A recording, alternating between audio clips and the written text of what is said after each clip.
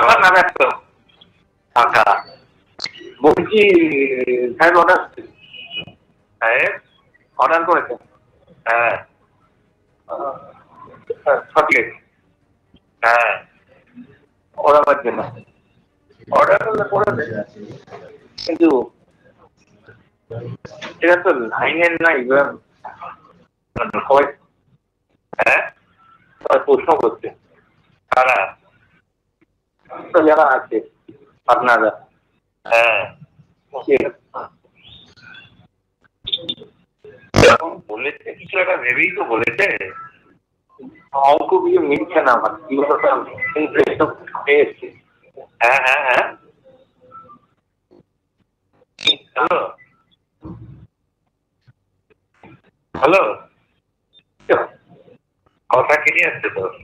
বলছি আমি এত বছর এই কাজ করেছি, আমার কোনদিন ভয় ডর লাগছে, কিন্তু এখন এটা বিবেক মানে যে করাটা ঠিক হবে, এটা তো লোকের জীবন বাঁচে।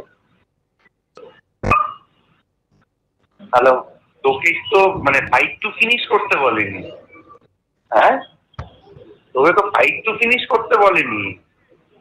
আর তুমি বলছো ছেলেরা মদ খেয়ে যায়, ঠিক আছে, মা থেকে যদি কোনো একটা বেখাত কিছু হয়ে যায়, সেটাও তো চিন্তার বিষয় না? সেটা ওকে বল যে আমার এরকম মনে হচ্ছে, কি করবো। বাপ্পাদাকে পার্সোনালি জিজ্ঞাসা করেছিলাম। হ্যাঁ বাপ্পাদা বলছে জানোয়ার হয়ে যায়নি এখন, ব্যাপার আছে। হ্যাঁ ওই ওই ওই মতো করেই কর।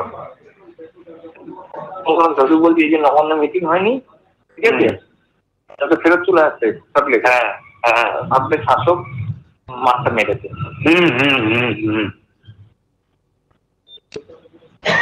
কি বললো কথাটা কিছু বুঝলে? হ্যাঁ আমি বুঝে গেছি, আমি বুঝে গেছি। বলছি পুরো দোষটা দিয়ে আরো বড় অশান্তি পাঠানো যাবে। হ্যাঁ হ্যাঁ হ্যাঁ কিন্তু কলকাতার কাউকে নয়, সব বাইরে। আচ্ছা ঠিক আছে দেখছি, ওরা তো এখনো ওখান থেকে প্রেস কনফারেন্স করছে, আমরা টিভি দেখছি কন্টিনিউ। কি করবো, মাথা মাথা ফাটানোটা ঠিক হবে? খানিকটা যদি কিছু করা যায়, খানিকটা হলেও ওই ব্যাপারটা থাকবে যে ওরাই এটা করাবে। দেখছি আরেকবার, যখন ভক্তর কাছে যাচ্ছি আমি।